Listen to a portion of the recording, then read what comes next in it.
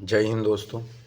आइए आज शुरू करते हैं 12th बायोलॉजी का पहला चैप्टर, जिसका नाम है पुष्पी पादपों में लैंगिक जनन, sexual reproduction in flowering plants. अगर आपने इसको सही से देख लिया, सही से समझ लिया लेक्चर को, तो आपका कोई भी क्वेश्चन छूटने वाला नहीं है, मेरा ये दावा है। तो सबसे पहले हम ये समझते हैं कि लैंगिक जनन क्या होता है या पुष्पी पादप क्या होते हैं। तो देखो दोस्तों, आवृत बीजीय पादप वो होते हैं जिनमें बीज पाए जाते हैं लेकिन पुष्प नहीं पाए जाते हैं। इन्हें हम जिम्नोस्पर्म कहते हैं। और आवृत बीजीय पादप यानी एंजियोस्पर्म वो होते हैं जिनमें फूल भी होते हैं और बीज भी होते हैं। अब पुष्प होने की वजह से इन आवृत बीजीय पादपों को पुष्पीय पादप यानी फ्लावरिंग प्लांट्स भी कहते हैं। अब इन फ्लावरिंग प्लांट्स में जो पादप का लैंगिक ऑर्गन कहाँ पाए जाएंगे? पुष्प में। तो पुष्प में पाए जाएंगे तो होगा कौन सा जनन? लैंगिक जनन। अब लैंगिक जनन क्या होता है इसको पहले समझते हैं। देखो, लैंगिक जनन में हमें चाहिए दो जनक, एक चाहिए नर और एक चाहिए मादा। नर से क्या बनेंगे? नर युग्मक यानी मेल गैमीट बनेंगे। मादा से क्या बनेंगे? मादा युग्मक यानी फीमेल गैमीट बनेंगे। अब ये दोनों मेल गैमीट और फीमेल गैमीट क्या होंगे? इनका होगा निषेचन, मतलब ये आपस में मिलेंगे। जब ये मिलेंगे तो होगा निषेचन यानी फर्टिलाइजेशन। और फर्टिलाइजेशन हो जाने के बाद बनेगा जाइगोट यानी युग्मनज। और वही युग्मनज आगे जाके क्या बन जाएगा? एम्ब्रियो यानी भ्रूण में बदल जाएगा। यही भ्रूण आगे चल के बीज बन जाएगा। और वो सीड अगर आप ज़मीन में बोएंगे तो वो फिर से एक प्लांट बन जाएगा, यानी फिर से उसमें फूल आएंगे। फिर वही प्रोसेस को दोहराने लगेगा। अब इस स्ट्रक्चर को आपको बहुत ही ध्यान से समझना है, दैट्स वेरी इंपॉर्टेंट। देखो दोस्तों, कोई भी प्लांट होता है तो उसमें प्लांट में होती हैं सबसे पहले जड़ें, रूट, यानी इसे हम मूल भी कहते हैं। तो पृथ्वी के जो नीचे का पार्ट है जो हमें दिखाई नहीं देता उसे हम क्या कह देते हैं? रूट कहते हैं। और जो ऊपर का होता है जो दिखाई देता है उसे हम प्ररोह कहते हैं। अब इस प्ररोह में क्या आता है? तो देखो, सूट होता है, इस प्ररोह में आ जाएगा आपका ये तना यानी स्टेम, इसमें आ जाएंगी पत्तियाँ यानी लीव्स, इसमें आ जाएंगी बड्स, इसमें आ जाएंगे फ्लावर्स, और इसमें आ जाएंगे फ्रूट्स। यानी ये सभी चीज़ें किससे ट्रांसफ़र होके बनती हैं? सूट से ही ट्रांसफ़र होके बनती हैं। अब देखो, इस सूट का ये जो पार्ट है, मोटा सा जो फूल पेड़ में दिखाई देता है उसे हम स्टेम कहते हैं। स्टेम से ये शाखाएं निकलती हैं। मान लो इस शाखा पे एक जो हेल्पिंग लीव है यानी सहपत्र है, यहाँ पे एक एक्सिस बना, इस एक्सिस से एक डंडी निकलती है, राइट। ये डंडी क्या कहलाती है? पुष्प ग्रंथ यानी पेडिसल कहलाती है। ये पेडिसल आगे जाके क्या हो जाती है? फूल जाती है। ये फूला हुआ भाग क्या कहलाता है? पुष्पासन कहलाता है यानी थैलेमस कहलाता है। इसी पुष्प के ऊपर, इसी पुष्पासन के ऊपर पूरा का पूरा फूल बैठता है, तभी तो इसे पुष्पासन कहते हैं। अब देखो दोस्तों, ये जो पत्तियां जो नीचे की तरफ आपको पंखुड़ियां दिख रही होंगी, ये क्या है? एक पंखुड़ी को हम कहते हैं बाह्य दल यानी सेपल कहते हैं। और यही बाह्य दल का पूरा समूह बाह्य दलपुंज यानी कैलिक्स कहलाता है। ये कैलिक्स कि आपसे अगर यूनिट पूछ दी जाए क्या होती है तो आप सीधे बता देना सेपल यानी बाह्य दल। अब देखो, बाह्य दल जो होते हैं, जैसे गुलाब गुलाब का आप फूल लेते हो तो बाह्य दल को देखते हो हरे रंग के दिखाई देते हैं। हरे रंग के क्यों है? कारण समझो। क्योंकि जब ये फूल कली अवस्था में था, राइट, तो ये हरा रंग में क्लोरोफिल था। इस क्लोरोफिल की मदद से ये प्रकाश संश्लेषण कर रहा था, फोटोसिंथेसिस कर रहा था। मतलब जैसी सनलाइट मिल रही थी तो फोटोसिंथेसिस की मदद से क्या बना रहा था? भोजन। अब ये भोजन दे किसको रहा था? इस फूल को। किस लिए दे रहा था इस कली को भोजन? ताकि ये फूल बन सके, राइट। तो समझ गए होगे कि बाह्य दलपुंज का क्या काम था। अब बाह्य दलपुंज तो हट गए क्योंकि बाह्य दलपुंज ने फ्लावर बना लिया।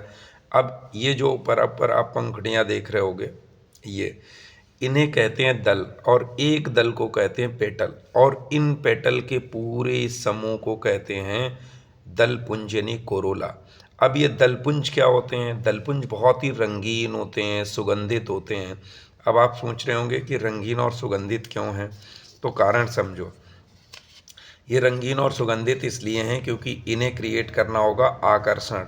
अब इन्हें आकर्षण क्यों क्रिएट करना है? किसे आकर्षित करना होगा? ये कीट को आकर्षित करके लाएंगे। तो ये आप कोई भी आपको अपनी तरफ आकर्षित कर रहा है, इससे उसका तो फ़ायदा होगा ऑब्वियसली। तो ये कीट से कुछ अपना काम करवाएंगे। क्या काम करवाएंगे?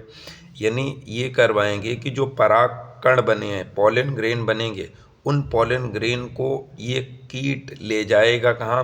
वर्तिकाग्र पर पहुंचा देगा, स्टिग्मा पे पहुंचा देगा। इसी जब स्टिग्मा पर पहुंचा देगा तो इसी प्रोसेस को परागण यानी पॉलिनेशन कहते हैं। तो देखो दोस्तों, फूल का जो सुगंधित होना और रंगीन होना एक कीट को आकर्षित करके लाया और उसने अपना ही काम करा लिया। तो यही होता है कि जब आप किसी की ओर आकर्षित होते चले जाते हो तो कहीं ना कहीं अगर आप ध्यान नहीं दोगे तो आपका नहीं फ़ायदा होगा, आपका कम फ़ायदा होगा, बल्कि उसका ज़्यादा फ़ायदा हो जाएगा। राइट है?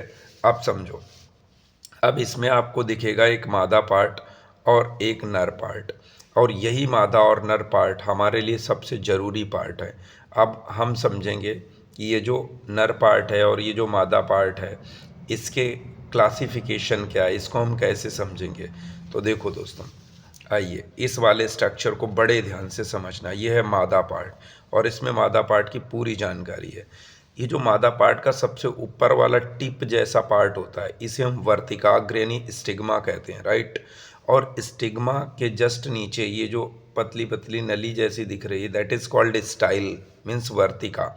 और जो नीचे की तरफ ये वाला पार्ट है, इसे अंडाशय यानी ओवरी कहते हैं। अब इस ओवरी, स्टाइल, स्टिग्मा, इन तीनों चीज़ों का जो ग्रुप है, this is called pistil. Pistil को कार्पल्स भी कह सकते हो, हिंदी में इसे स्त्रीकेशर या अंडप कहते हैं। अब ये बहुत सारे अगर स्त्रीकेशर एक साथ मिल गए तो इनका ग्रुप कहलाएगा जायांग, मीन्स गाइनोशियम। इसीलिए महिलाओं के डॉक्टर को गाइनोलॉजिस्ट कहते हैं। क्या कहते हैं? गाइनोलॉजिस्ट कहते हैं। अब समझते हैं मेल पार्ट के बारे में। तो देखो दोस्तों, मेल पार्ट के लिए आपको ये स्ट्रक्चर ध्यान से समझना है। ये जो धागे जैसा स्ट्रक्चर है, इस धागे जैसे स्ट्रक्चर को कहते हैं पुतंतु यानी फिलामेंट। राइट? अब इस फिलामेंट से यहाँ पर होता है कनेक्टिंग टिश्यू। कनेक्टिंग टिश्यू से ये जो पराग कोश है ये जुड़ा रहता है। अब दूसरा पार्ट हो गया पराग कोश, यानी फिलामेंट और पराग कोश यानी एंथर। इन दोनों को मिला के क्या कहते हैं? स्टैमेन कहते हैं, यानी पुंकेसर कहते हैं। और जब ये बहुत सारे स्टैमेन मिलते हैं, मतलब इनका जो समूह होता है, उसे पुमंग कहते हैं, मतलब एंड्रोसियम कहते हैं। उम्मीद करते हैं फ्लावर का स्ट्रक्चर आपको लाजवाब ढंग से समझ में आ गया होगा। आइए एक बार और रिवाइज कर लेते हैं ताकि आपको पूरी तरह अच्छे से समझ में आ जाए। तो दोस्तों, हम किसकी स्टडी कर रहे हैं? ऐसे फ्लावर्स की स्टडी, ऐसे प्लांट्स की स्टडी कर रहे हैं जिसमें पुष्प भी हों और जिसमें बीज भी हों, यानी पुष्पीय पादप, यानी आवृत बीजी पादप। इसको इंग्लिश में कहते हैं एंजियोस्पर्म, यानी फ्लावरिंग प्लांट। अब किसी भी प्लांट में क्या होगा? जड़ें होंगी, यानी रूट होगा और सूट होगा। जैसे कि हम लोग सूट बूट में रहते हैं ना तो मस्त दिखते हैं एकदम, बाकी तो हमारा रूट है ही जो हमें नेचर ने दिया है। अब जो रूट वाला पार्ट है वो तो अर्थ के नीचे है और सूट वाला पार्ट कहाँ है? ऊपर है। तो अब इसके स्टेम, ये क्या है? इसकी स्टेम है।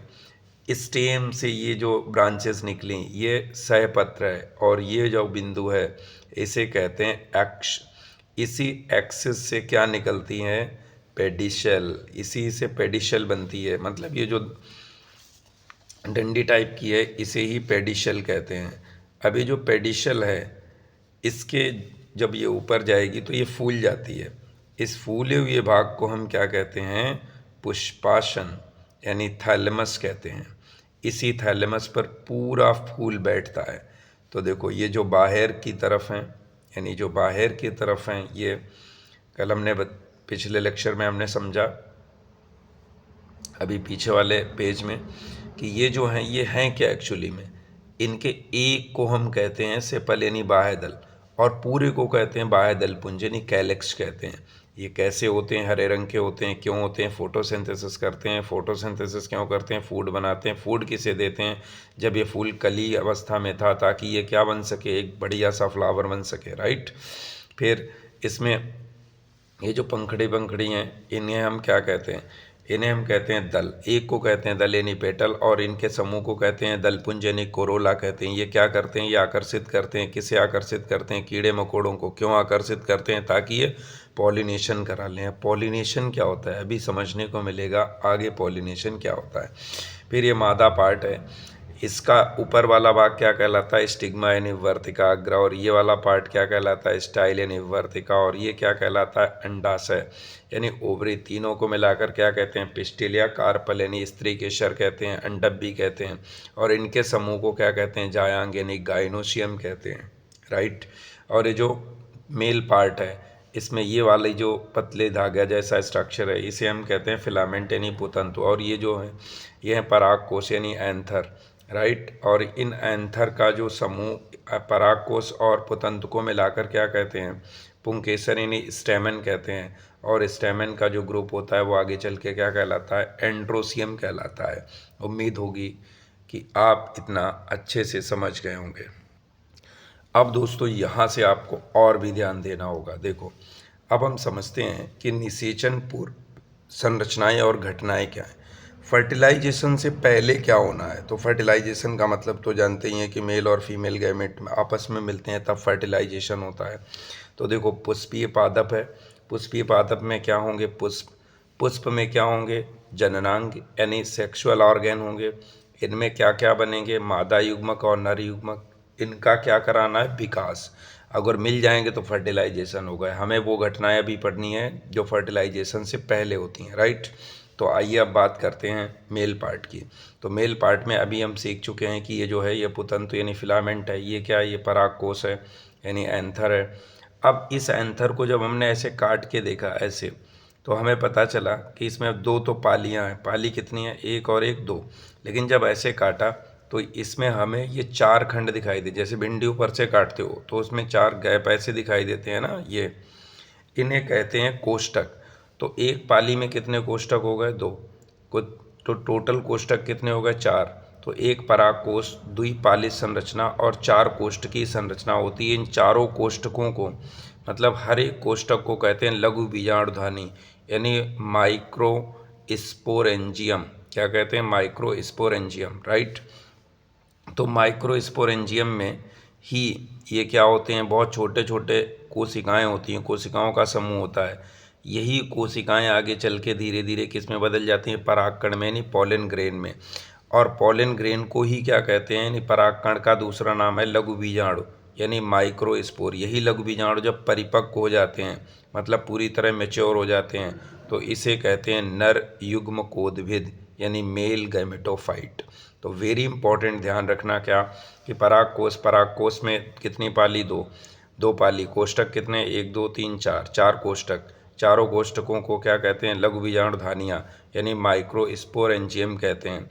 इन्हीं माइक्रोस्पोरेंजियम में छोटी छोटी क्या है, कोशिकाएं। यही आगे चल के क्या बनाएंगी, परागकण।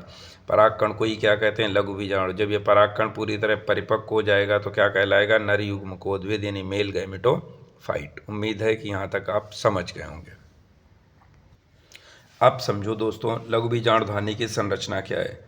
तो जो लघु बीजाणुधानी थी, अभी हमने आपको बताया, उसकी संरचना क्या है। तो सबसे बाहर की ओर जो एक लेयर होती है, ये इसे कहते हैं बाह्य त्वचा यानी एपिडर्मिस। इसके जस्ट नीचे वाली जो लेयर होती है, इस लेयर को कहते हैं अंतस्थीसियम यानी एंडोथीसियम। एंडोथीसियम के नीचे की जो लेयर होती हैं, दो या तीन, इन लेयर को कहते हैं मध्य स्तर यानी मिडिल लेयर, मिडिल लेयर। और सबसे नीचे होती है सबसे इम्पॉर्टेंट लेयर, जिसे कहते हैं टेपिटम। क्या कहते हैं, टेपिटम, राइट। ये टेपिटम बहुत इंपॉर्टेंट है। कैसे, समझो। ये जो लघु बीजाणुधानी है, इसमें हमने क्या बताया था, बहुत सारी छोटी छोटी कोशिकाएं होती हैं, राइट। इन कोशिकाओं के समूह को क्या कहते हैं, ऊतक। क्या, कौन सा ऊतक कहते हैं, लघु बीजाणुजन ऊतक यानी स्पोरोजेनस टिश्यू कहते हैं। यही स्पोरोजिनस टिश्यू में एक कोशिका क्या करती है, इधर उधर वालों को लपेट देती है, मतलब मार देती है, और उनसे न्यूट्रिशन ग्रहण करके खुद ही बड़ी हो जाती है। और जो बड़ी हुई कोशिका है उसे हम कहते हैं लघु बीजाणु मात्र कोशिका यानी एमएमसी। एमएमसी का मतलब है माइक्रोस्पोर मदर सेल। यही एमएमसी में क्या होगा, अर्धसूत्री विभाजन। दोस्तों, अर्धसूत्री विभाजन मतलब मियोसिस क्या होता है, तो एक सेल से चार सेल बनती हैं, राइट। और अगर वो डिप्लॉइड हैं मतलब द्विगुणित हैं तो वो हेप्लॉइड हो जाएंगी। इसको ऐसे समझो, जैसे 44 हैं तो 44, 46 है, मान लो 46 गुणसूत्र हैं, तो 46 से जब उसमें अर्धसूत्री विभाजन होगा तो 23 23 23 23 की 4 कोशिकाएं बन जाएंगी, मतलब आधे गुणसूत्र हो जाएंगे। इसे अर्धसूत्री कहते हैं। अर्धसूत्री मतलब आधे गुणसूत्र हो जाना। और एक सेल से कितनी सेल बनना? 4 सेल बनना, तब अर्धसूत्री विभाजन होता है, राइट। अब ये अर्धसूत्री विभाजन होगा तो यहाँ पर जो ये पीएमसी है यानी माइक्रो एमएमसी है, माइक्रोस्पोर मदर सेल है, लघु बीजाणु मात्र कोशिका, इससे कितनी कोशिका बन जाएंगी? 4। और चारों को कहेंगे लघु बीजाणु मतलब माइक्रोस्पोर। और यही माइक्रोस्पोर आगे चल के क्या बनाएंगे? परागकण यानी पॉलन ग्रेन। और ये पॉलन ग्रेन बन के कहाँ है भैया? तो है तो लघु बीजाणुधानी के अंदर। अब लघु बीजाणुधानी के अंदर है तो खाना पानी भी तो चाहिए इनको, बन तो गए हैं, तो इन्हें पोषण कौन देगा? यही लिए कहा था कि टेपिटम मोस्ट इम्पॉर्टेंट है, कि पराग कणों को खाना देने का काम और सुरक्षा देने का काम टेपिटम के हाथों में है। तो tapetum is a most important, ध्यान रखना है। आगे चलते हैं। अब समझते हैं कि ये जो पुष्प था, मतलब पुष्पीय पादप है तो उसमें पुष्प है। अब पुष्प में हमने पढ़ा कि 4 मेन इसके चक्र होते हैं। कौन कौन?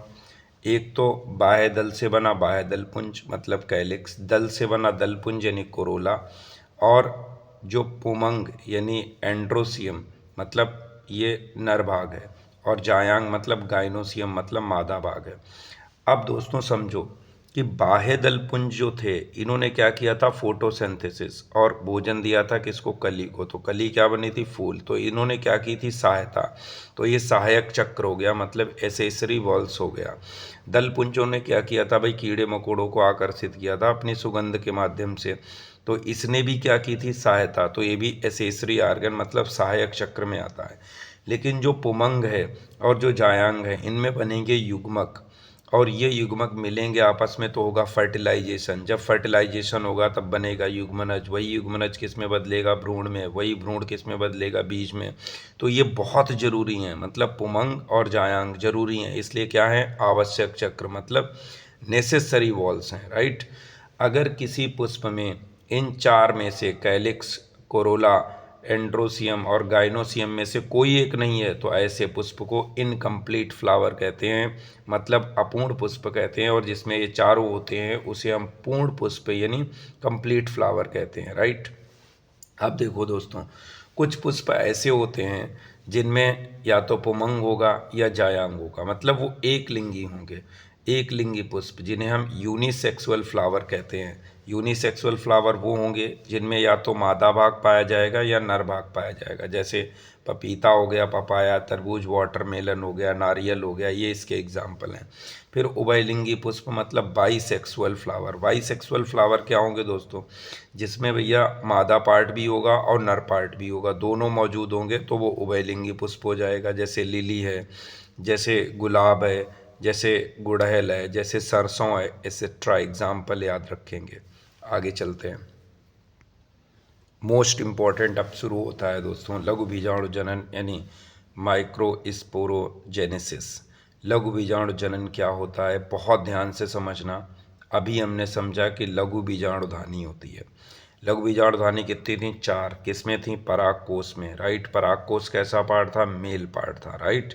तो ये लघु बीजाणुधानी यानी माइक्रोस्पोरेंजियम में क्या होता है? छोटी छोटी कोशिकाओं का समूह होता है, और इसे हम क्या कहते हैं? लघु बीजाणुजन ऊतक कहते हैं, यानी स्पोरोजिनस टिश्यू कहते हैं।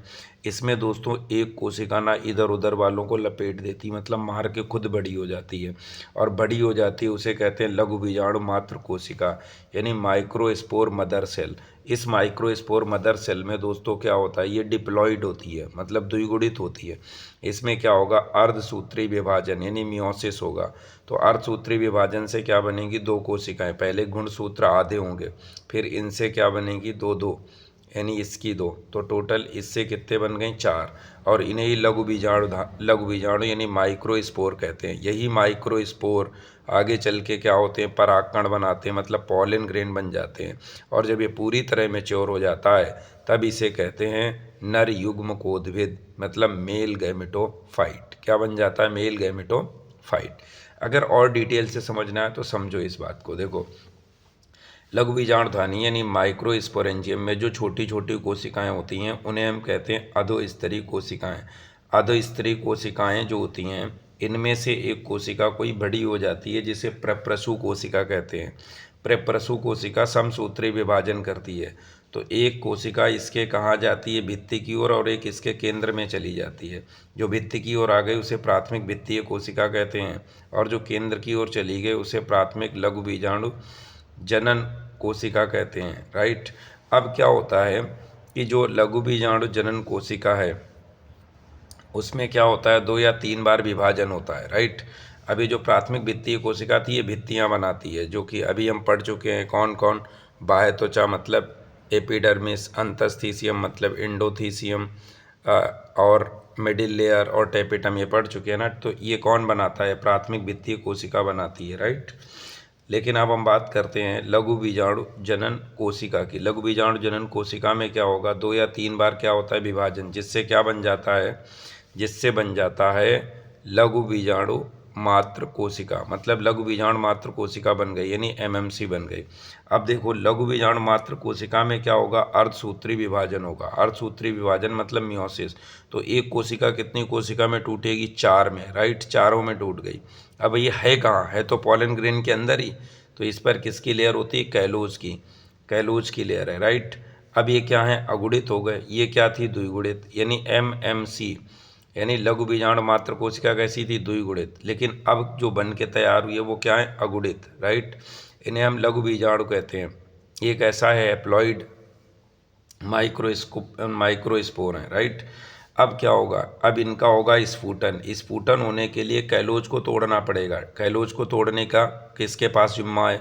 तो इसका जिम्मा टेपिटम के पास है, क्योंकि टेपिटम के पास सभी इंपॉर्टेंट जिम्मेदारियां हैं। तो टेपिटम क्या भेजेगी? कैलेज। कैलेज एंजाइम डालेगी, कैलोज को उड़ा देगा। तो अब ये जब ये गेट 8 सब टूट जाएगा, मान लो ये ऊपर वाला सिरा टूट गया, तो ये तो बाहर हो जाएंगे। तो अब बाहर होंगे तो ये टकला कला हो जाएंगे, तो इनमें तो सुराग हो जाएगा, तो लड़ेंगे कहीं तो पिचक जाएंगे। तो फिर से सुरक्षा देगी। कौन सुरक्षा देगी? तो अब इन्हें सुरक्षा देने का काम फिर से किसके हाथ में आ जाएगा? टेपिटम के हाथ में। राइट। तो देखो कैसे सुरक्षा देगी। ये यहाँ से निकला, ये अगुणित लघु बीजाणु था। राइट। ये क्या करेगा, ये आगे चल के विभाजित कर लेगा, मतलब इसमें हो जाएगा समसूत्री विभाजन। जब समसूत्री विभाजन हुआ तो यहाँ बनी एक जननी कोशिका ऊपर की तरफ और एक कायिक कोशिका मतलब नीचे की तरफ। इसे हम कहते हैं जेनरेटिव सेल और वेजिटेटिव सेल। अब देखो दोस्तों, ये तो बन के तैयार हुए, लेकिन ये कहानी अभी तक अंदर की है। राइट। अब ये अंदर की कहानी है। जैसे ही स्फुटन हुआ बाहर आए, अगर ये ऐसे ही रहेंगे तो पिचक जाएंगे, फूट जाएंगे। तो इन्हें सुरक्षा कौन देने लगेगा? अब टेपिटम क्या करेगा, तो देखो टेपिटम इसके ऊपर एक लेयर लगाएगी बहुत मजबूत। ये जो ऊपर रेड रेड कलर की लेयर है, ये लेयर टेपिटम चढ़ाएगी। तो टेपिटम ने क्या किया, देखो इसके ऊपर एक लेयर चढ़ाई। इस लेयर को जो इसके ऊपर चढ़ाई है टेपिटम ने, इसे कहते हैं हम बाह्य चोल, मतलब एग्जाइन कहते हैं। ये एग्जाइन मालूम है किससे बनी होती है? स्पोरोपोलिनिन प्लस यूबिस कण से। स्पोरोपोलिनिन दुनिया का सबसे मजबूत पदार्थ, मतलब पादप जगत में इससे और कोई मजबूत पदार्थ नहीं है। राइट। फिर इसके जो अंदर वाली लेयर होती है, ये अंदर वाली जो लेयर होती है, इसे हम कहते हैं अंतःचोल, मतलब इंटाइन। एंटाइन 2 चीज़ों से मिलकर बनी होती है, सेलुलोज प्लस पेक्टिन से मिलकर बनी होती है। और कहीं कहीं पर देखो तो जो एक्साइन है, मतलब बाह्य चोल है, वो कहीं कहीं पे अपसेंट है। जहाँ जहाँ अपसेंट है वहाँ वहाँ छिद्र है। जहाँ जहाँ छिद्र है उन्हें कहते हैं जनन छिद्र, यानी जर्मोस्पोर। यानी जब आगे चल के पॉलन ट्यूब बनानी होगी, पराग नलिका बनानी होगी, तो यही छिद्र बनाएंगे। राइट। और 2 कोशिकाएं होती हैं, एक जननी कोशिका ऊपर की ओर और नीचे की तरफ एक कायिक कोशिका, यानी वेजिटेटिव सेल और जेनरेटिव सेल। उम्मीद है कि यहाँ तक की बात आप समझ गए होंगे। अब एक बार परिभाषा कैसे लिखोगे मैं वो बता देता हूँ। कि मान लो आपको लिखना है लघु बीजाणु जनन की परिभाषा, तो क्या लिखोगे? लिखोगे लघु बीजाणु मात्र कोशिका में अर्धसूत्री विभाजन होने से लघु बीजाणु का निर्माण होता है और इसी प्रक्रिया को लघु बीजाणु जनन कहते हैं। बस इतनी बात लिख देनी है और यहाँ से ये बना देना है लघु बीजाणु मात्र कोशिका, और इसमें ये अर्धसूत्री विभाजन कर देना है और इसे बना देना है, लिख देना है लघु बीजाणु है। जब ये लघु बीजाणु ही परागकण कहलाएगा, जब परिपक्व हो जाएगा तो नर युग्मकोद्भिद कहलाएगा, मतलब मेल गैमेटोफाइट कहलाएगा, और आपके 3 नंबर पक्के। राइट। तो दोस्तों अभी तक पढ़ा था मेल पार्ट। मेल पार्ट में हमने क्या पढ़ा कि भैया फिलामेंट होता है, राइट। और वही फिलामेंट आगे जाके किससे जुड़ जाता है, एंथर से। एंथर और फिलामेंट दोनों मिलके क्या कहलाते हैं, दोनों मिलके कहलाते हैं स्टैमेन यानी पुंकेसर। और पुंकेसर का समूह क्या कहलाता है, एंड्रोसियम मतलब पुमंग कहलाता है। परागकोश में क्या मौजूद थी, छोटी छोटी कोशिकाएं मौजूद होती हैं। परागकोश कितनी पालिश संरचना थी, द्विपालिश संरचना थी। परागकोश में कितने लोब वो क्या नाम कोष्ठक थे, तो 4 कोष्ठक थे, राइट। और चारों कोष्ठकों को क्या कहते हैं, हर कोष्ठक को लघु बीजाणुधानी कहते थे। लघु बीजाणुधानी में छोटी छोटी कोशिकाएं पाई जाती थी, राइट। वहीं से फिर पॉलन ग्रेन का निर्माण हुआ था। तो हमने पढ़ लिया था पूरा पॉलन ग्रेन का निर्माण। अब हम समझेंगे मादा के बारे में, राइट। और मादा पार्ट की पूरी डिटेल पढ़ेंगे। आप बहुत ध्यान से पढ़ना और बहुत ध्यान से समझना, जहाँ पे ना समझ में फिर पीछे बैक करके देखना, राइट। दोस्तों बड़ा चैप्टर है, वीडियो बनाना पड़ेगा, बढ़ रहा है। तो अब इसमें क्या है कि जल्दी जल्दी समझाना है, बस आपको क्या करना है, 2-4 बार देखना है, आपका पूरा कॉन्सेप्ट क्लियर। तो देखो अभी हम पढ़ चुके हैं कि जो फीमेल पार्ट होता है, इसका जो सबसे ऊपर वाला पार्ट होता है, इसे हम वर्तिकाग्र कहते हैं यानी स्टिग्मा कहते हैं। और ये जो नली टाइप की होती है, इसे वर्तिका यानी स्टाइल कहते हैं। और ये जो नीचे का पार्ट होता है, इसे अंडाशय यानी ओवरी कहते हैं। इन तीनों को मिलाकर स्त्री केसर यानी पेस्टिल कहते हैं यानी कार्पल कहते हैं। इनका समूह जायांग यानी गायनोसियम कहलाता है। जो बीजांड होता है दोस्तों, आप देखो अंडाशय, जैसे कि बच्चा कहाँ पहुँच गया, मान लो अंडाशय में किसका निर्माण होता है, आप जानते हैं एग बनता है। तो एग फिर फर्टिलाइजेशन होता है, राइट। तो वैसे ही मान लो यहाँ पे क्या है कि जो बीजांड है यानी ओव्यूल है, ये ओव्यूल यहाँ आया तो ये जुड़ेगा किससे, क्योंकि जुड़ेगा तो अंडाशय से ही। तो अंडाशय से किससे जुड़ेगा, प्लेसेंटा से, यानी प्लेसेंटा से ही बच्चे भी जो भ्रूण होते हैं माँ के गर्भ में होते हैं वो भी जुड़े रहते हैं, राइट। प्लेसेंटा से ही जुड़े रहते हैं। तो प्लेसेंटा से कौन जुड़ गया, बीजांड। बीजांड जो ओव्यूल होते हैं वो कैसे होते हैं, अंडाकार और सफ़ेद होते हैं। अब ये जो अपरा ये क्या करती है, बीजांड को अंडाशय से जोड़ने का काम करती है। वेरी इंपॉर्टेंट, ध्यान रखना। अपरा क्या करती है, बीजांड को अंडाशय से जोड़ने का काम करती है, राइट। अब जो स्ट्रक्चर आप समझोगे ये बहुत ही महत्वपूर्ण है और बहुत ध्यान से आपको इसे समझना चाहिए। देखो इस स्ट्रक्चर को आप जितना अच्छे से समझ जाओ, आपके कॉन्सेप्ट उतने ज़्यादा अच्छे हो जाएंगे, उतने ही ज़्यादा क्लियर हो जाएंगे, राइट। बशर्ते देखो समझोगे कैसे, कि सबसे पहले हमने ये सीख लिया कि भैया अपरा से यानी प्लेसेंटा से ये जो पूरा बीजांड है मतलब ओव्यूल है, ये जुड़ा रहता है किससे, अंडाशय से, राइट। इतना तो हमें पता चल गया है। अब देखो ये जो अपरा है, इसी अपरा से ये जुड़ता है, ये जो डंडी है यानी बीजांड व्रंत यानी स्टॉल कहते हैं। स्टॉल क्या करता है, ये जो पूरा बीजांड का शरीर है इसको जोड़ देता है अपरा से। तो देखो बीजांड के शरीर को अपरा से जोड़ने का काम किसके पास है, बीजांड व्रंत यानी स्टॉल के पास है, राइट। अब इसने जोड़ तो लिया, देखो अब ये जो पार्ट है ये, राइट, इसे कहते हैं नाभिका यानी हाइलम कहते हैं। नाभिका क्या है, तो वह स्थान है जहाँ बीजांड से बीजांड काय जुड़ता है। बीजांड की पूरी काया है, ये किससे जुड़ता है, बीजांड से जुड़ता है, राइट। तो अब देखो इसके ऊपर चलते हैं, और ये जो लेयर आप देख रहे हैं ना काली काली, ये जो लेयर हैं ये क्या करती हैं, ये इन्हें कहते हैं अध्यावरण यानी एंटीग्यूमेंट कहते हैं। क्या कहते हैं, एंटीग्यूमेंट। अब इन अध्यावरण में इधर तो कहीं छिद्र है नहीं, तो आके यहाँ पर इनमें छेद होता है। इस छेद को कहते हैं बीजांड द्वार यानी माइक्रोपाइल कहते हैं। यानी अध्यावरण में पाया जाने वाला छिद्र ही बीजांड द्वार कहलाता है। इस बीजांड द्वार के विपरीत वाला सिरा निभाग कहलाता है, राइट। निभाग का मतलब क्या हुआ, निभाग का मतलब है बीजांड द्वार के विपरीत वाले भाग को निभाग कहते हैं। क्या, बीजांड द्वार के विपरीत वाले भाग को निभाग कहते हैं, राइट।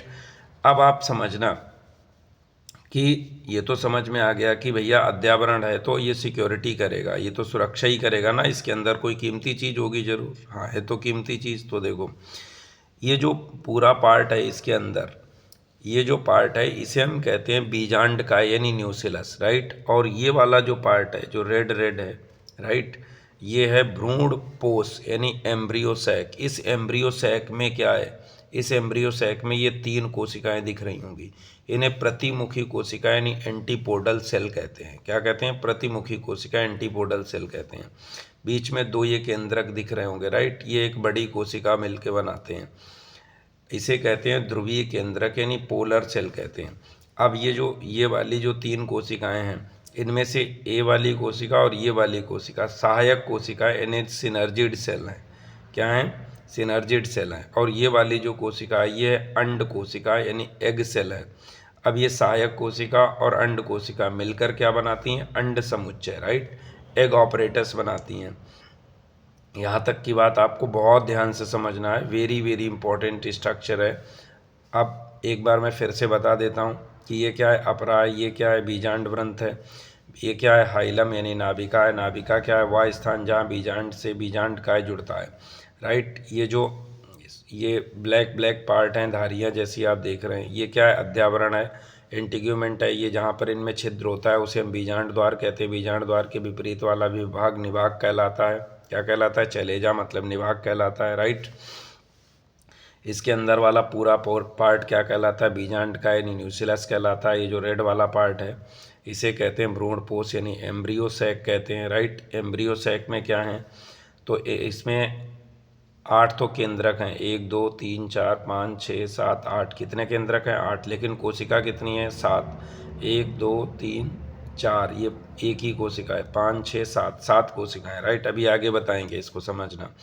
1 2 3, ये ऊपर वाली कोशिकाएं क्या कहलाती हैं? प्रतिमुखी कोशिकाएं यानी एंटीपोडल सेल कहलाती हैं, राइट। और ये जो कोशिका बड़ी है इसे कहते हैं पोलर सेल, राइट। और ये जो 2 कोशिकाएं हैं इन्हें सहायक कोशिका यानी सिनर्जिड सेल कहते हैं। और जो बड़ी कोशिका है इसे एग सेल कहते हैं। दोनों को मिला के मतलब अंड कोशिका और सहायक कोशिका को मिलाकर कहते हैं अंड समुच्चय, एग ऑपरेटस कहते हैं। उम्मीद है कि यहाँ तक की बात आपको बिल्कुल क्लियर हो गई होगी। अब दोस्तों इसे तो आपको सीख ही लेना है, क्योंकि यहाँ से तो प्रश्न 100% आएगा ही आएगा। देखो, गुरु बीजाणु जनन यानी मेगा स्पोरोजेनेसिस क्या होता है? बहुत ध्यान से समझना दोस्तों, आपको पूरी बात समझ में आ जाएगी। देखो, हमने अभी बताया आपको बीजांड का यानी न्यूक्लियस था, उसमें हमने सभी कोशिकाएं बता दी थी। लेकिन उसमें क्या होता है, छोटी छोटी जो कोशिकाएं थीं वो बना कैसे, अभी समझते हैं। इसमें छोटी छोटी कोशिकाएं होती हैं। इन कोशिकाओं का जो समूह होता है, राइट, इनमें से एक कोशिका क्या होती है? बड़ी हो जाती है।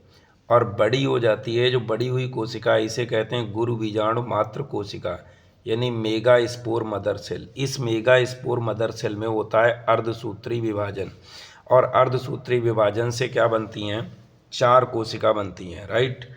ये चारों कोशिकाएं बन गई। इसमें से 3 जो नीचे वाली कोशिकाएं हैं, ये तीनों नष्ट हो जाती हैं। जब मरेंगी तो इनसे जो पोषण बचेगा वो कौन ले जाएगा? ऊपर वाली कोशिका, राइट। इन चारों को क्या कहते हैं? इसे भी गुरु बीजाणु, गुरु बीजाणु, गुरु बीजाणु, गुरु बीजाणु, राइट। लेकिन जब ये चारों मरी तो इनसे पोषण कौन ले गया? ये ऊपर वाली कोशिका, राइट। और इन चारों ने इसे क्या दी थी? सुरक्षा भी दी, राइट। अब जब ये पोषण इसे मिल गया तब ये बड़ी हो गई तो इसका नाम पड़ गया क्या? क्रियाशील गुरु बीजाणु यानी फंक्शनल मेगा स्पोर। क्या बन गया? Functional mega spore. अब इस फंक्शनल मेगा स्पोर में क्या होगा? 3 बार समसूत्री विभाजन यानी माइटोसिस होगा। तो एक यहाँ पर क्या है? एक कोशिका है, एक का पहली बार विभाजन हुआ तो समसूत्री विभाजन में 1 से 2 कोशिका बनती है। तो 1 से 2, 2 से 4, 4 से 8, तो टोटल कोशिका कितनी बन गई? यहाँ केंद्रक कितने बन गए? 8, राइट। तो देखो, समसूत्री विभाजन हुआ, यहाँ 8 केंद्रक बन गए। 1 2 3 4 5 6 7 8, तो 8 केंद्रक बन गए।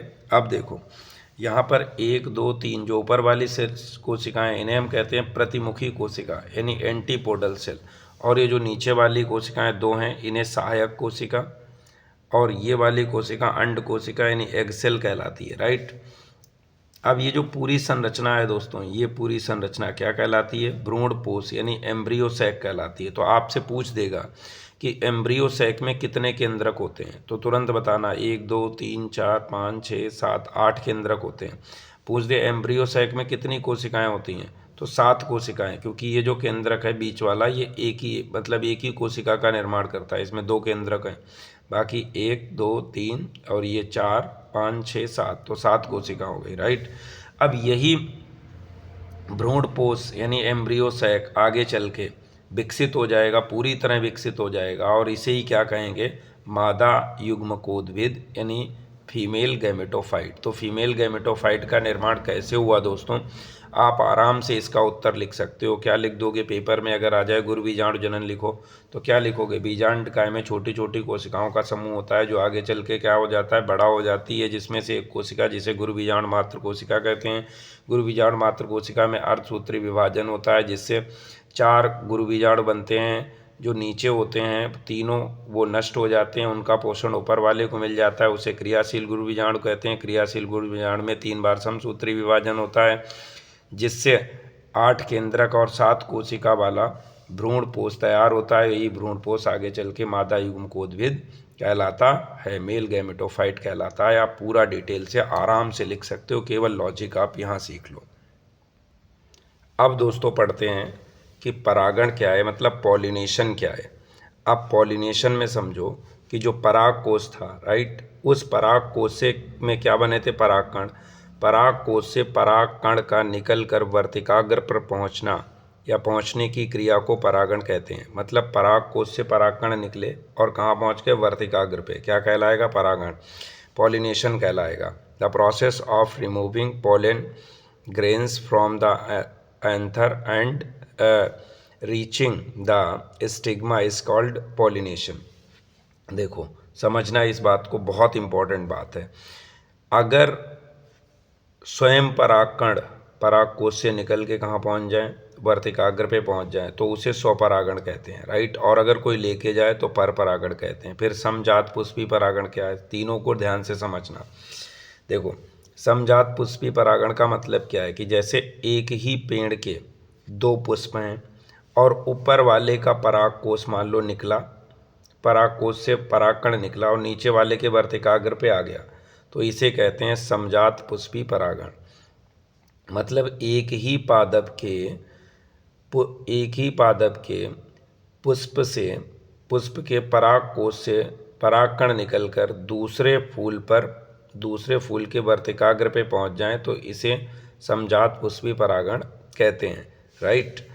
अब देखो अगर एक ही फूल से और एक ही फूल के पराग कोष से परागकण निकलें और उसी फूल के वर्तिकाग्र पे चले जाएं, और ये तो स्वयं चले जाएंगे, इसे कहते हैं सेल्फ पॉलिनेशन यानी ऑटोगेमी। अच्छा अब देखो ये भी गुलाब का मान लो, ये भी गुलाब, तो यहाँ से अब देखो इसमें पेड़ चेंज हो रहा है। यहाँ से अगर परागकण निकलें और यहाँ पहुँच जाएं, राइट, तो यहाँ पहुँचेंगे थोड़ो, ये तो पहुँचाए जाएंगे भाई। अगर मान लो किसी की दूर से शादी हो रही है तो वो खुद थोड़ो कर लेगा, वो तो कराई जाएगी, यानी इसमें मजबा की ज़रूरत यानी मीडिएटर की ज़रूरत पड़ेगी, राइट। तो ये हो गया परपरागण। परपरागण का मतलब क्या हुआ कि किसी दूसरे पेड़ के पुष्प के पराग कोष से क्या निकले? परागकण, और वो कहाँ चले गए? दूसरे पादप के जो पुष्प थे उसके वर्तिकाग्र पे चले गए, राइट, और इन्हें कोई लेके आया तो ये परपरागण हो गया, राइट। सजात पुष्पी परागण का मतलब है एक ही पादप के पुष्प के पराग कोष से परागकण निकलकर उसी पादप के किसी दूसरे पुष्प के वर्तिकाग्र पे चले जाते हैं, तो सजात पुष्पी परागण हो गया। स्वपरागण का मतलब क्या है कि एक ही पुष्प के पराग कोष से परागकण निकलकर स्वयं उसी पुष्प के वर्तिकाग्र पर चले जाते हैं, तो सेल्फ पॉलिनेशन हो जाता है। अब आप समझ गए होंगे कि क्रॉस पॉलिनेशन क्या होता है और सेल्फ पॉलिनेशन क्या होता है। अब इसको आगे समझते हैं। देखो दोस्तों, स्वपरागण यानी सेल्फ पॉलिनेशन। सेल्फ पॉलिनेशन का मतलब तो हमें समझ में आ गया कि भैया एक ही पुष्प के पराग कोष से परागकण निकलकर उसी पुष्प के वर्तिकाग्र पे स्वयं पहुंच जाएंगे, राइट, कोई लेके जाएगा नहीं। तो इसके लिए क्या क्या होना चाहिए एक फूल में? तो अनुकूल स्थितियाँ यानी फेवरेबल कंडीशन क्या हो? देखो अगर पुष्प एक लिंगी है तो भैया स्वपरागण होने के कोई चांस नहीं है, मतलब उसमें मेल और फीमेल दोनों होने चाहिए तब तो ऐसा होगा। मतलब पुष्प द्विलिंगी यानी बाईसेक्सुअल फ्लावर होना चाहिए। और साथ साथ कि जब वर्तिकाग्र तैयार हो गई, मतलब मैच्योर हो गई, उसी समय उसका जो पराग कोष है उसमें परागकण भी मैच्योर होने चाहिए। इसे कहते हैं समकाल पक्वता, मतलब होमोगेमी होनी चाहिए। मतलब मेल और फीमेल समान समय में परिपक्व हों तभी ऐसा हो सकता है। और साथ साथ अनुन्मील्य पुष्प हों। अनुन्मील्य पुष्प मतलब वो हों जिन्हें बाह्य दल पुंजों ने ढक रखा हो। अब ढके ही हैं तो उससे तो परागकण निकल के कहीं जा नहीं पाएगा। अब जा नहीं पाएगा तो उसकी मजबूरी है कि भैया वो उसी वर्तिकाग्र पे पहुँचे। तो इन्हें क्लिस्टोगेमी कहते हैं। जैसे पारचुलाका है, गुलमेंदी है, कनकौआ है, खट्टी बूटी है, इसके एग्जाम्पल हैं किसके? अनुन्मिल्य पुष्प के। ये वो पुष्प होते हैं जो जिनको बाह्य दलपुंज होते हैं, दलपुंज वो ढके रहते हैं। ढके रहेंगे तो परागकण निकल के कहीं जा ही नहीं पाएगा, तो उसकी तो मजबूरी है कि उसे उसी के वर्तिकाग्र पे जाना है, राइट। तो इस कंडीशन में तो स्वपरागण ही होता है। तो स्वपरागण की अनुकूल स्थितियां क्या हैं? पुष्प द्विलिंगी होना चाहिए, समकाल पक्वता होनी चाहिए, अनुन्मिल्य पुष्प होना चाहिए। अब समझते हैं कि स्वपरागण के लाभ क्या हैं। तो अगर मान लो कि घर की घरी में शादियां होने लगती तो किसी का कुछ खर्चा होता और बहुत लोचा हो जाता, फिर तो वहाँ पे बहुत सारे नुकसान भी होते हैं। अभी वो नुकसान भी पता चलेंगे, तो तब आपको पता चलेगा कि जो दूर दूर से लोग शादियाँ करते हैं ये ऐसा क्यों होता है, राइट। और अगर मान लो कि भारत है, भारत में तो हर वैरायटी के लोग मिलते हैं, गोरे भी काले भी। तो पता चला कोई लड़का था वो जाके अमेरिका की लड़की से या इंग्लैंड की लड़की से शादी कर रहा है, तो अब तो उसकी वैरायटी चेंज हो जाएगी ना। तो ये सब कैसे होता है, ये सब समझ में आएगा। देखो, हम सबसे पहले ये समझते हैं कि स्वपरागण के लाभ क्या हैं। देखो, एक तो ये सरल है। अब स्वयं का स्वयं से ही करा लेना तो वो तो ईजी होगा ना। अब यहाँ परागकण व्यर्थ नहीं होते हैं, तो ठीक है, 2 पॉलन ग्रेन बने, वो तो उसी पुष्प पे पहुँचना है उनको, तो पहुँच जाएंगे आराम से, तो व्यर्थ होने की जब बात ही नहीं है कोई। अब यहाँ के जो फूल होंगे उन्हें मकरंद बनाने की ज़रूरत नहीं। मकरंद क्यों नहीं बनाना है? क्योंकि कीड़ों को आकर्षित थोड़ो करना है, तो मकरंद बनाने की, नेक्टर बनाने की ज़रूरत ही नहीं पड़ेगी। साथ साथ जो इनकी वंश की शुद्धता है वो बनी रहती है, मतलब purity of the lineage remain intact, मतलब बनी रहती है। अब बनी क्यों रहती है? तो भाई शुद्धता तो बनी रहेगी ना। मान लो किसी ने अपने खेत में एक वैरायटी का गेहूँ बोया, राइट, अगली साल फिर से उसने वही गेहूँ बोया, फिर से वही बोया, वही बोया, वही बोया, बार बार बोगे, तो तुम्हारा गेहूँ तो वही बना रहेगा, ठीक है, लेकिन कहीं ना कहीं प्रोडक्शन घटता रहेगा। क्यों घटेगा? तो अभी कारण समझ में आएगा आपको। देखो, इसी स्वपरागण के, अब पहले तो लगता है कि स्वपरागण बहुत बढ़िया है, अच्छा है कि ये तो स्वयं में ही हो जाता है, लेकिन इसकी हानियां हैं बहुत खतरनाक। क्या डिसएडवांटेज क्या है? कि पादप का विकास नहीं होगा। अब एक बार आपने गेहूं बोया, अगली बार उसी गेहूं को अगर बोगे तो उसका उतना अच्छा विकास नहीं होगा, यानी प्लांट डेवलपमेंट नहीं होता है बढ़िया सा, और उत्पादकता घट जाएगी, प्रोडक्टिविटी जो है घट जाएगी। पहले अगर 5 कुंटल का गेहूँ आता तो अगली बार 3 ही कुंटल का होगा, तो उसमें घटता चला जाएगा। फिर भिन्नता, वेरिएशंस नहीं आएंगे, मतलब परिवर्तन आएंगे ही नहीं। परिवर्तन कैसे आएंगे? जब फोटो ही कॉपी करते जा रहे हो तो परिवर्तन आने के कोई चांसेस हैं ही नहीं। परिवर्तन तो तब आएंगे ना जब किसी दूसरे दूर, मतलब जब किसी दूसरी जनरेशन से या दूसरी जगह जाके यही पॉलन ग्रेन किसी दूसरे पुष्प के वर्तिकाग्र से मिलें, तो वहाँ एक नई रिएक्शन क्रिएट होगी, तब तो चेंजेस आएंगे। अभी यहाँ तो चेंजेस आने के कोई चांस नहीं है। अब समझो दोस्तों कि पर परागण यानी क्रॉस पॉलिनेशन यानी जीनोगेमी क्या। अभी हमने आपको क्या बताया था कि जब एक पुष्प से क्या निकले? परागकण निकले। अब परागकोश से परागकण निकले, उसी जाति के किसी दूसरे पादप पे जाके मिलें, उसके वर्तिकाग्र पे मिले, तो वो क्या हो गया? पर परागण यानी क्रॉस पॉलिनेशन हो गया। अब क्रॉस पॉलिनेशन का कब होगा बताओ? क्रॉस पॉलिनेशन होने के लिए पुष्प का द्विलिंगी होना जरूरी नहीं है, पुष्प एक लिंगी हो चलेगा, यानी बाईसेक्सुअल यूनिसेक्सुअल होगा तब भी चलेगा। विषम काल पक्वता, पता चला कि वर्तिकाग्र मैच्योर हुई लेकिन परागकण मैच्योर नहीं है, कोई दिक्कत नहीं, तो आने तो दूसरे के हैं, तो वहाँ तो कोई मतलब ही नहीं है, तो विषम काल पक्वता चलेगी। साथ साथ उन्मील्य पुष्प, मतलब जिनके बाह्य दलपुंज क्या होंगे? खुले होंगे। जैसे पेंसी, दलपुंज खुले होंगे तब भी चलेगा, दलपुंज खुले होंगे तभी तो पर परागण हो पाएगा। भाई दलपुंज बंद होंगे तो पर परागण होने के कोई चांस ही नहीं होते।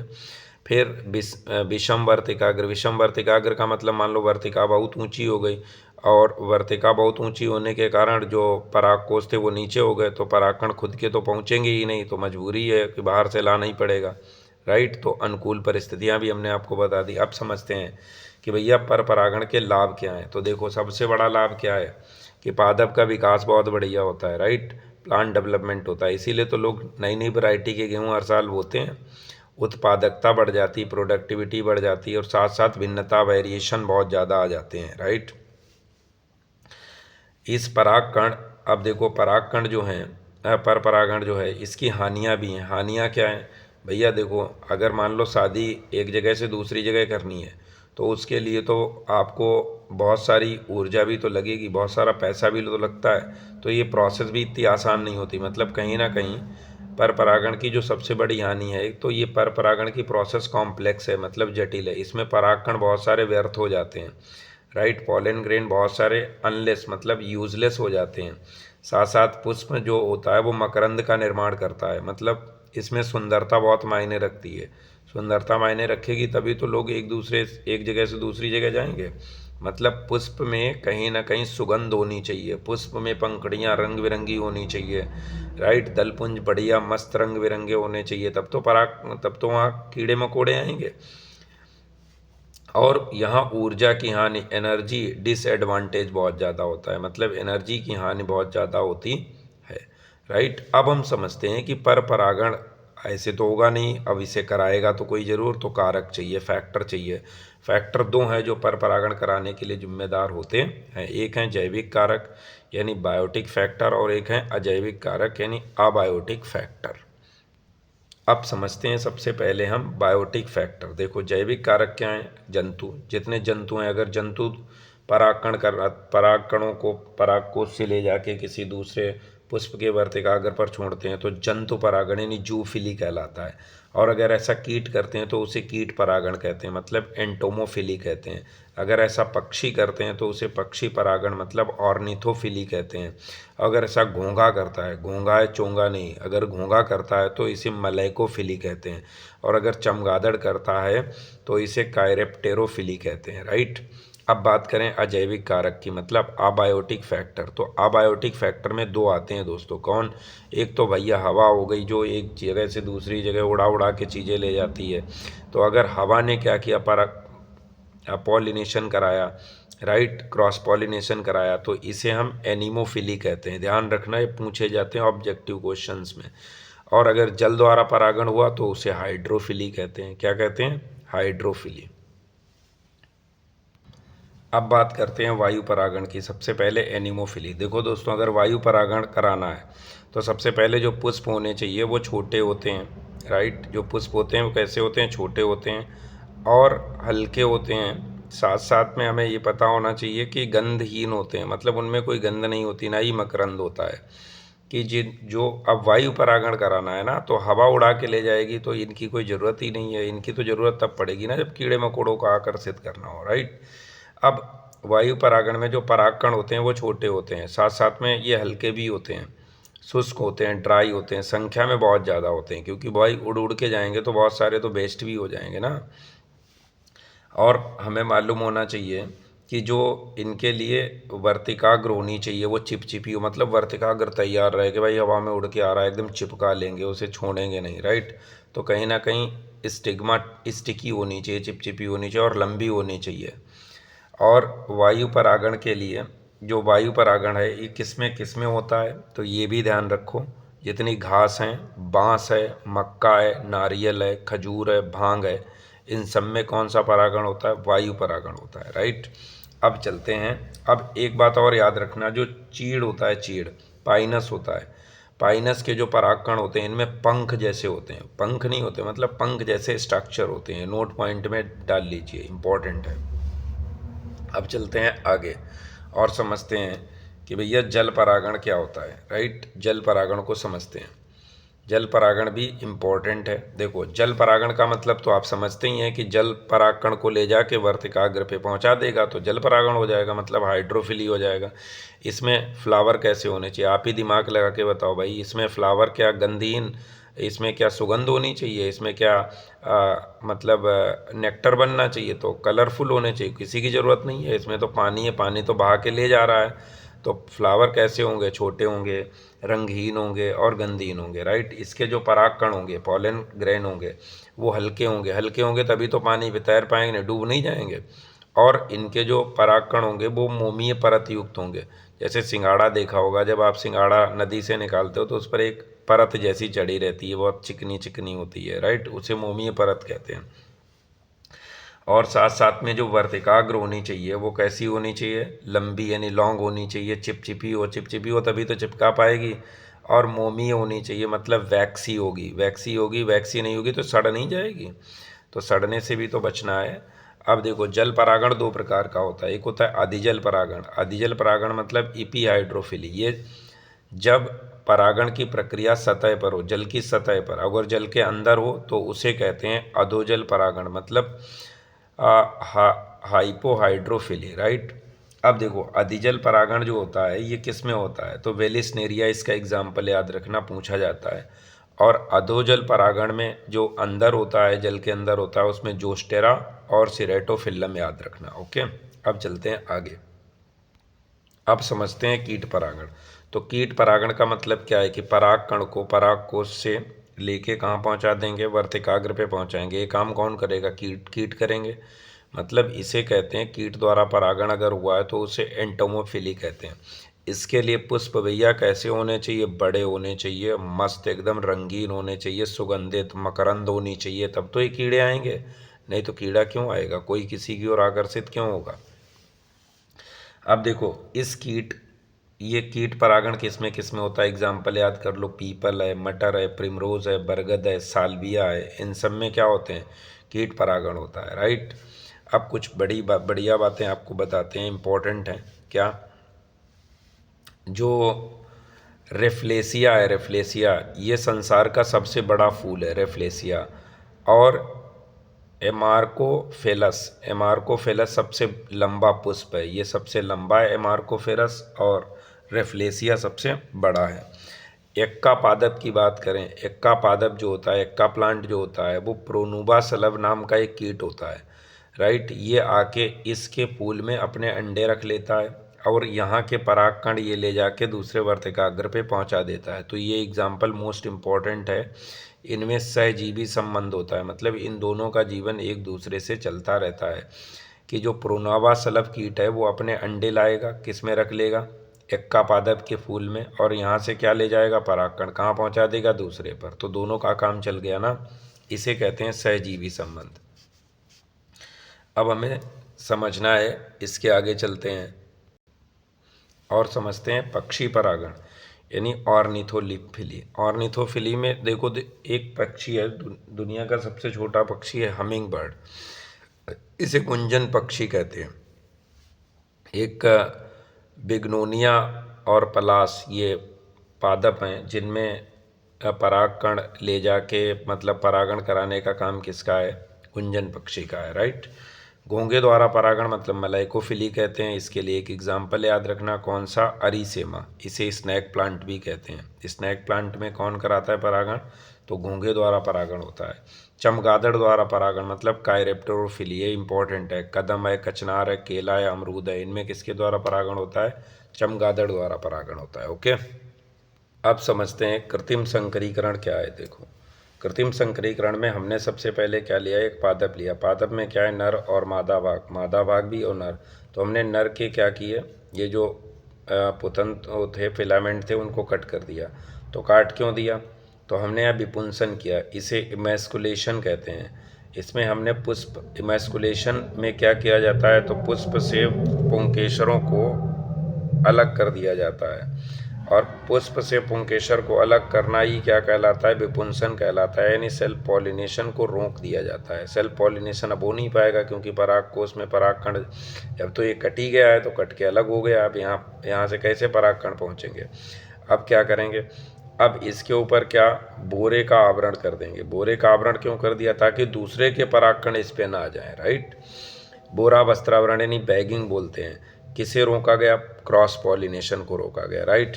अब क्या, हमें जो जरूरी परागकण है वो हम लेके आए और हमने बोरा खोला और इस पे परागकण डाल दिए, राइट। और फिर से इसको क्या कर दिया, बंद। फिर से क्यों बंद कर दिया, ताकि दोबारा ना आ जाए कहीं दूसरे। इसे कहते हैं पुनः बैगिंग, यानी अगेन बैगिंग। तो कृत्रिम संकरीकरण समझ गया, सबसे पहले विपुंसन करते हैं, विपुंसन के बाद बोरा वस्त्रावरण करते हैं, फिर जो जरूरी परागकण होते हैं वो लाके डाल देते हैं और फिर पुनः उसकी बैगिंग कर देते हैं। इस प्रकार कृत्रिम संकरीकरण किया जाता है। दोस्तों अब जो टॉपिक पढ़ने जा रहे हो ये भी बहुत इंपॉर्टेंट है, पेपर में आता जरूर है। क्या, पराग स्त्री संकर्षण यानी पॉलिन पेस्टिल इंट्रैक्शन। देखो क्या हुआ कि जो ये वर्तिकाग्र थी, राइट, अब परागण तो हुआ, पॉलिनेशन हो गया कि यहाँ कीड़े मकोड़े हवा या जल ने यहाँ क्या लाके छोड़ दिया, परागकण। अब सबसे पहले वर्तिकाग्र चेक करेगी, क्या चेक करेगी, देखो वर्तिकाग्र पहचानेगी कि हमारी बिरादरी का है या नहीं है, क्योंकि हमारी बिरादरी का नहीं होगा तो हम इसे एक्सेप्ट नहीं करेंगे, राइट। क्योंकि आपको तो पता ही है कि इंसान की शादी कोई भैंस से थोड़ो करा दोगे, कोई जानवर से थोड़ो करा दोगे। तो वर्तिकाग्र पे क्या होता है, कौन सा परागकण योग्य है यह निर्धारित करने का कार्य वर्तिकाग्र का है, राइट।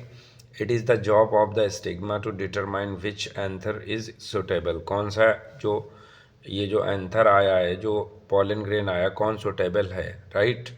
अब आपको पता है कि ये जननी कोशिका होती है और एकाइक कोशिका होती है, जनरेटिव सेल और वेजिटेटिव सेल, राइट।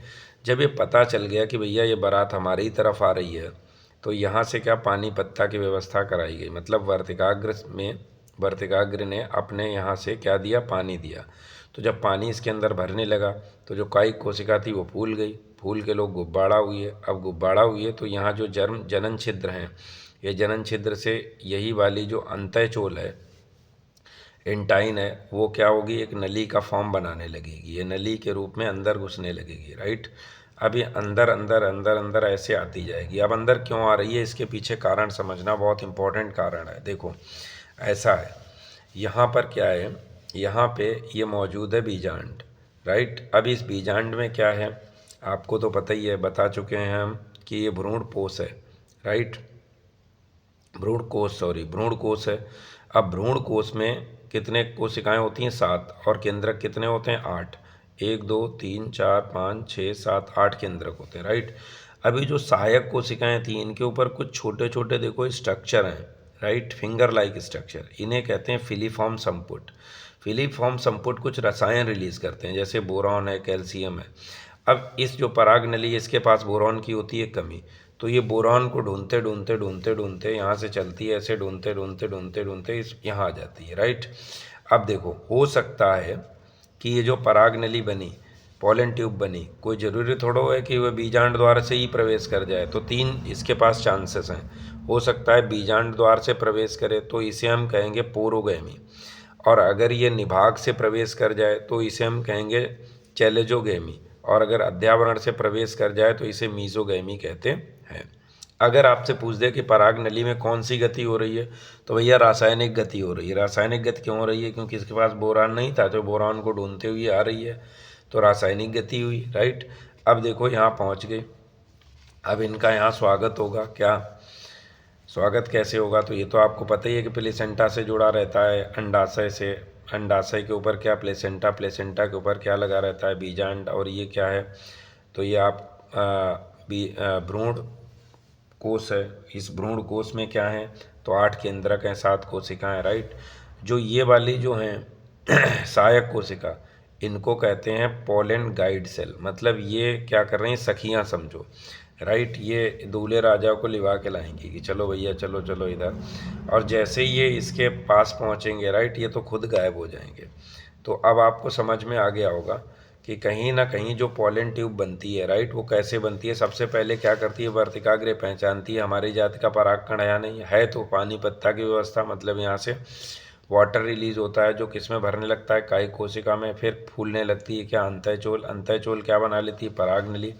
परागनली अंदर चलने लगती है किसकी वजह से, क्योंकि यहाँ से ये कोशिकाएं क्या रिलीज कर रही थी, बोरॉन रिलीज कर रही थी। बोरॉन पराग नलिका के पास होती है कमी, तो ये बोरॉन को ढूंढते ढूंढते इधर आ जाता है।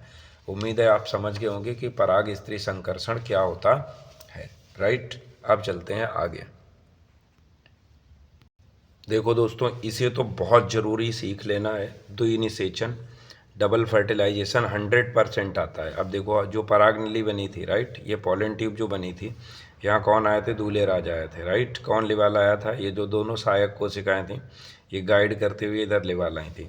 तो एक ने क्या किया, एक जो यहाँ पे आया, ये जो जननी कोशिका थी ना, वो जननी कोशिका से कितने 2 उन्होंने आपस में समसूत्री विभाजन कर लिया था, right.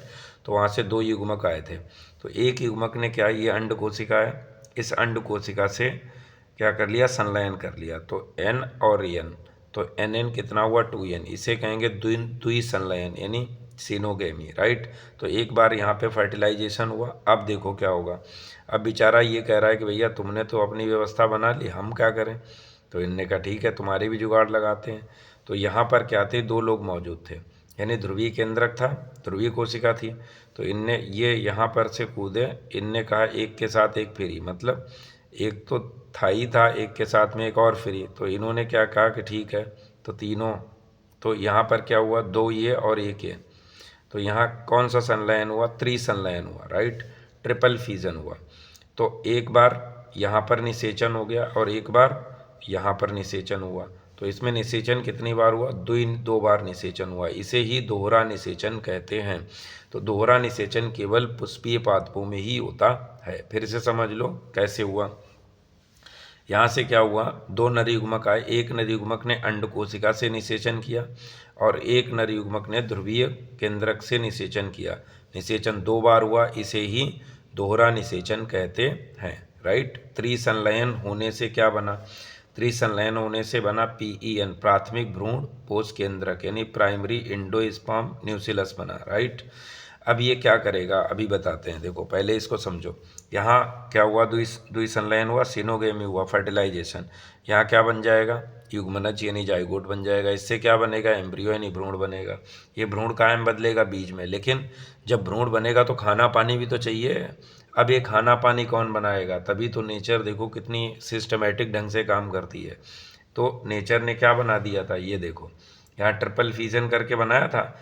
PEN, primary endosperm nucleus, यानी प्राथमिक भ्रूण पोष केंद्रक, यही बनाएगा खाना, किसके लिए, इस एम्ब्रियो के लिए। कब तक, जब तक ये बीज नहीं बनेगा तब तक, राइट। उम्मीद है आपको द्विनिषेचन पूरी तरह सही से समझ में आ गया होगा।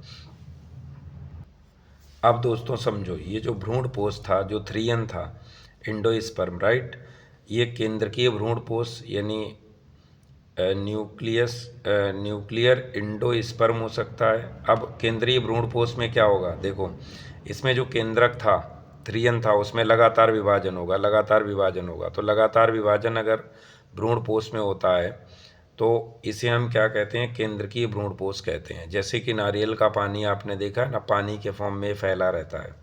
फिर कोशिकीय भ्रूणपोष, तो मान लो कोशिका बन गई, तो जो 3N था उसकी कोशिका बन गई। अब लगातार कोशिका में विभाजन हो रहा है, तो नारियल में जो गर्री होती है वो इसका एग्जाम्पल हो जाती है। माध्यमिक भ्रूणपोष का मतलब क्या है कि केंद्रक भी विभाजित हुआ और कोशिका भी विभाजित हुई, राइट। तो इसका एग्जाम्पल क्या है, एस्कोडेलस पादप। कौन सा, एस्कोडेलस पादप। तो भ्रूणपोष तीन तरीके का होता है, एक केंद्रकीय भ्रूणपोष जिसमें केंद्रक में लगातार विभाजन होता है जैसे नारियल का पानी, और एक होता है कोशिकीय भ्रूणपोष जिसमें कोशिका लगातार विभाजित होती रहती है जैसे कि नारियल की गर्री, और एक में क्या होता है, केंद्रक और कोशिका दोनों विभाजित होती रहती हैं। इन्हें, इसका एग्जाम्पल क्या है, एस्कोडेलस प्लांट। अब चलते हैं, समझते हैं कि एम्ब्रियो यानी भ्रूण क्या होता है। तो देखो दोस्तों, अभी हमने आपको बताया कि एम्ब्रियो जो था वो डबल फ्यूजन हुआ था, राइट, दो बार फर्टिलाइजेशन हुआ था और उसी से बना था। युग्मनज से भ्रूण बनने के दौरान आने वाली अवस्थाओं को भ्रूणोद्भव कहते हैं, भ्रूणोद्भव कहते हैं, तथा अवस्थाओं का अध्ययन भ्रूण विज्ञान कहलाता है। भारतीय भ्रूण विज्ञान के जनक कौन है, पंचानन माहेश्वरी हैं। इन्होंने धतूरे के पेड़ का अध्ययन किया तथा धतूरे में जो भ्रूण था उसकी स्टडी करी, राइट। अब हम ये समझेंगे कि आवृत बीजीय पादप में भैया जो भ्रूण होता है यानी एम्ब्रियो इन एंजियोस्पर्म होता है, वो कितने तरीके का है, तो दो तरीके का है। एक है द्विबीजपत्री यानी डाइकोट, और एक है मोनोकॉट यानी एक बीजपत्री, राइट।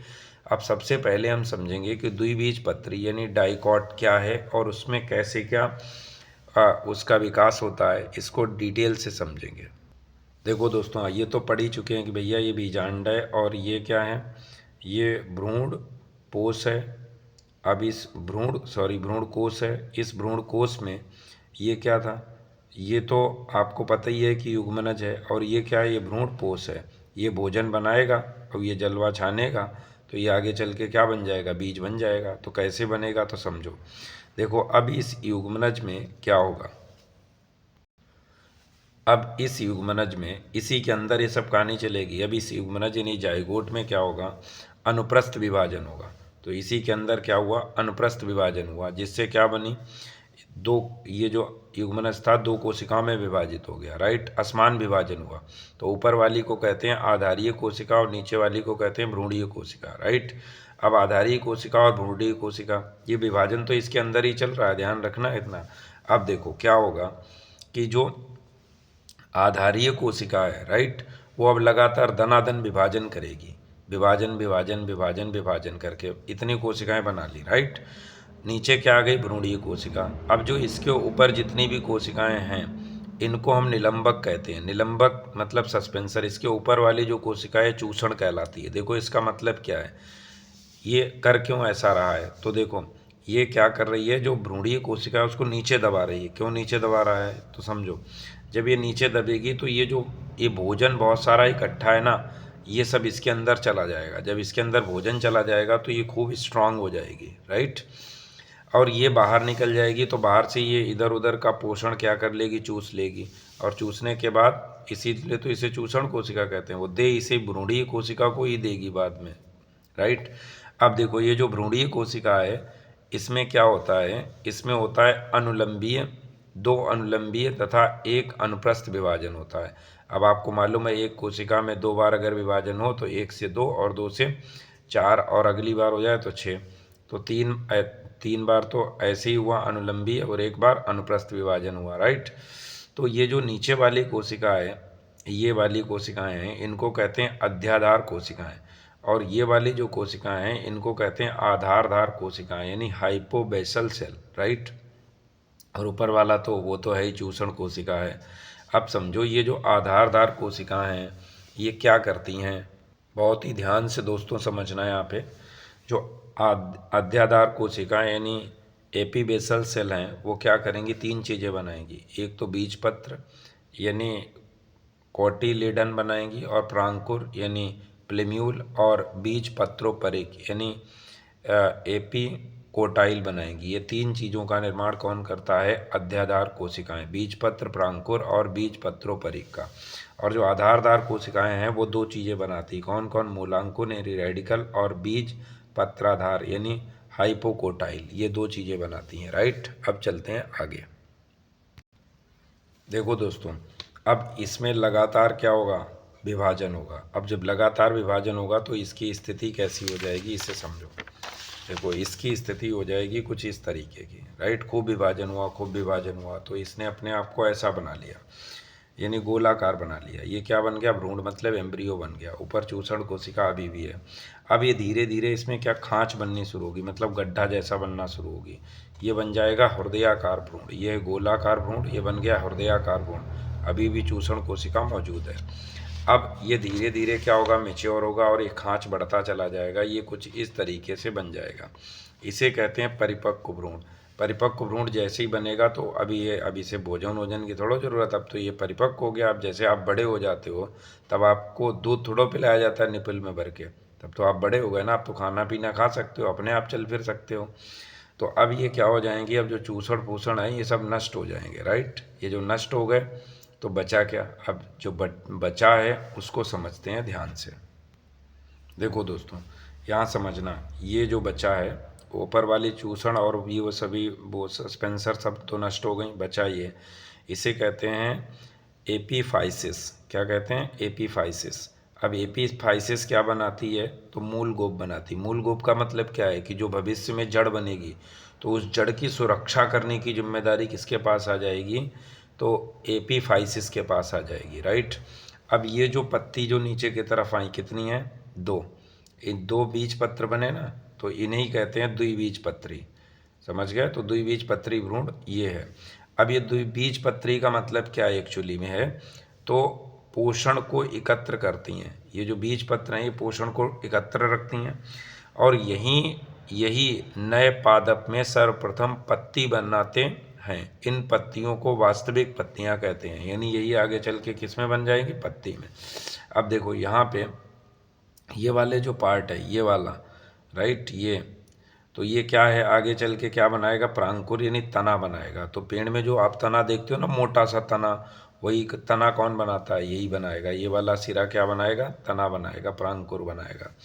प्रांकुर किसका निर्माण कर देगा, तना का। अब ये वाला जो स्ट्रक्चर है ये क्या बनाता है, मूलांकुर, मतलब जड़ का निर्माण करेगा, आगे चल के जड़ बनाएगा।